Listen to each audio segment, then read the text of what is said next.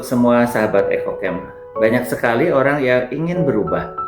Sungguh-sungguh dengan niat yang kuat sekali ingin hidupnya berubah. Entah lebih sehat secara fisik, entah juga mempunyai karakter-karakter yang lebih baik, entah juga mungkin barangkali ingin meninggalkan berbagai kebiasaan-kebiasaan yang kurang baik, sehingga kemudian orang merasa bahwa hidupnya harus berubah. Namun, meskipun berusaha dengan sekuat tenaga, dengan berbagai macam cara, ternyata tidak berhasil. Nah, bagaimana caranya untuk berubah dan berusaha supaya perubahan itu bertahan lama?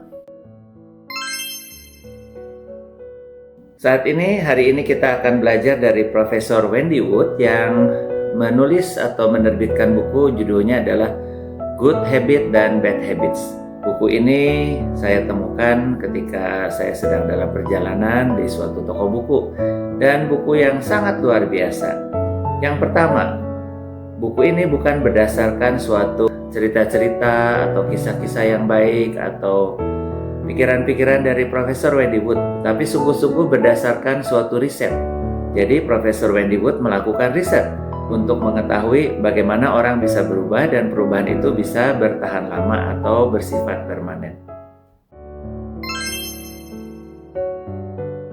Yang pertama, menurut Profesor Wendy Wood, bahwa perubahan itu tidak mungkin hanya karena keinginan atau niat.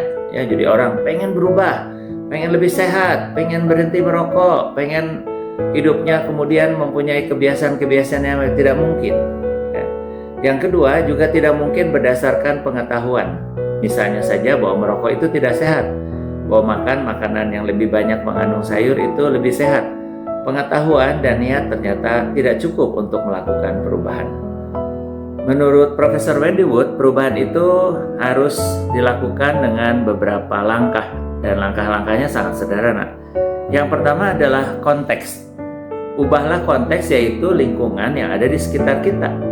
Kalau kita memang biasanya misalnya ingin berhenti merokok, ya ubahlah teman-teman dan lingkungan kita adalah masuk ke dalam dari teman-teman yang biasa merokok menjadi kelompok teman-teman yang tidak merokok. Kalau konteksnya diubah, itu akan membuat kita lebih sehat. Kalau kita ingin berolahraga, maka carilah teman-teman yang rajin jalan pagi, rajin untuk olahraga, sehingga dengan itu kita bisa dibantu untuk cepat berubah di dalam kehidupan kita. Selain mengubah konteks, yang kedua, bahwa kalau mau melakukan perubahan harus dilakukan secara diulang-ulang secara konsisten. Misalnya saja kalau kita mau memulai kebiasaan berolahraga pagi, ya mulailah berolahraga pagi. Jangan hanya 1 atau 2 hari. Setiap hari ditentukan jam 6 pagi, misalnya selama 1 jam kita berjalan kaki.